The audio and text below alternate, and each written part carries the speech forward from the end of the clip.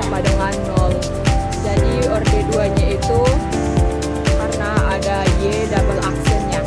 Itu kita masuk ke derajat. Derajat adalah pangkat tertinggi dari keturunan yang memiliki orde tertinggi setelah persamaan bebas dari akar pecahan pada turunan. Cara menentukan derajat itu yang pertama ada tentukan terlebih dahulu ordonya. Yang kedua itu perhatikan turunan yang memiliki orde tertinggi. Yang ketiga itu lihat pangkat dari turunan tersebut. Yang keempat itu pangkat itulah yang menjadi derajat persamaan. Contohnya Y double aksen pangkat 3 ditambah Y sama dengan X. Maka derajat 3 itu adalah persamaannya. Linearitas persamaan diferensial. Persamaan diferensial linear adalah persamaan di mana variabel terikat dan turunannya hanya muncul dengan pangkat 1 dan saling dikalikan. Untuk persamaan diferensial linear order 1, dx per dy tambah pxy sama dengan qx.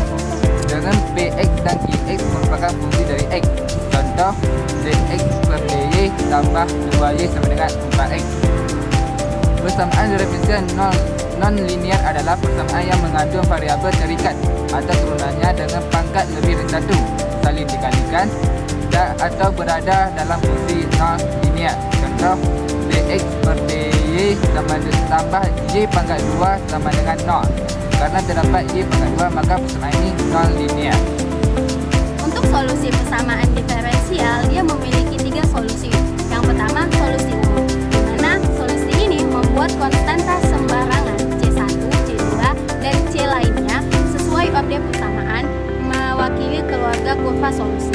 Yang kedua, ada solusi khusus, di mana solusi ini diperoleh dari solusi umum setelah membentuk nilai konstanta melalui syarat awal dan syarat batas. Nah, yang terakhir ada solusi singular, yang di mana solusi ini tidak bisa diperoleh dari solusi umum meski untuk nilai C tertentu. Contohnya pada objek 1, dy per dx sama dengan 2x, yang dimana kita memakai solusi umum y sama dengan min x kuadrat ditambah c. Untuk solusi khususnya y 0 sama dengan min 3 y sama dengan x kuadrat ditambah 3. Metode penyelesaian persamaan diferensial orde 1. Persamaan homogeen.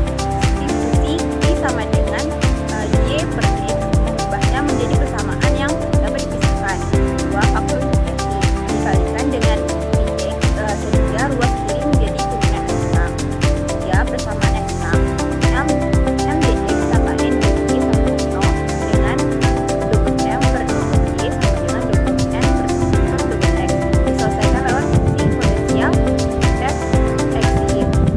Persamaan pronomi bentuk dy per dx tambah b x y sama dengan q x y pangkat n dilinearkan dengan substitusi z sama z kurang y pangkat n per kurang 1. Syarat awal dan masalah nilai awal.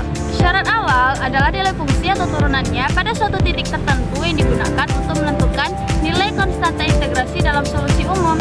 Contoh, jika diketahui persamaan diferensial dy per dx sama dengan 2x, solusi umumnya y sama dengan x pangkat 2 tambah c.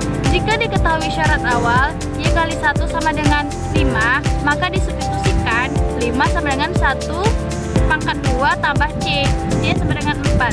Sehingga solusi khususnya y sama dengan x pangkat 2 tambah 4. Tanpa syarat awal ini, nilai c tidak dapat ditentukan. Yang kedua, initial value problem (IVP) adalah masalah persamaan diferensial yang dilengkapi dengan satu atau lebih syarat awal. Bentuk umum IVP orde 1, dx per dy sama dengan fxy. Dengan syarat awal, y sama dengan x0 sama dengan y0, di mana x0 nilai awal variabel bebas, y0 nilai awal variabel terikat. Contoh, dx per dy sama dengan 3x pangkat 2 dengan y0 sama dengan 2. Solusi umum y sama dengan x pangkat 3 tambah c. Gunakan syarat awal 2 sama dengan 0 tambah c sama dengan 2.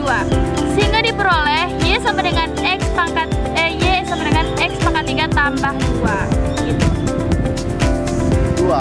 Y teorema eksistensi dan keunikan. Jika fungsi x, y, dan parsial f per parsial y kontinu di sekitar titik x0 dan y0, maka terdapat satu solusi untuk EVP tersebut pada suatu selang yang manual x0. Teorema ini memberikan dua jaminan penting. Yang pertama itu A menjamin bahwa solusi benar-benar ada. Yang kedua itu B menjamin bahwa hanya ada satu solusi yang memenuhi syarat awal yang diberikan. Contohnya itu dy per dx sama dengan x tambah y, dengan y 0 sama dengan 1. Fungsi xy sama dengan x tambah y, dan turunan parsialnya terhadap y sama dengan parsial y per parsial f sama dengan 1, bersifat kontinu yang disebut semua titik. Oleh karena itu, berdasarkan teorema Picard-Lindelof, EVP tersebut memiliki solusi yang ada untuk penerapan dalam kehidupan nyata. 1. Dalam biologi, pertumbuhan populasi modul Malthus logistik, penyebaran penyakit modul SIR. Yang kedua, dalam fisika, gerak Newton F sama dengan M kali A, persamaan gerak, osilasi pegas dan bandul, sirkuit listrik RLS. Ketiga, dalam ekonomi, model pertumbuhan modal, dinamika harga dan penawaran dan permintaan. Yang keempat, dalam bidang teknik, konstruksi panas, hukum Fourier, aliran fluida, sistem kontrol otomatis. Lalu contohnya pertumbuhan populasi, dP per dt sama dengan kp. Jadi pt sama dengan PO dikali E pangkat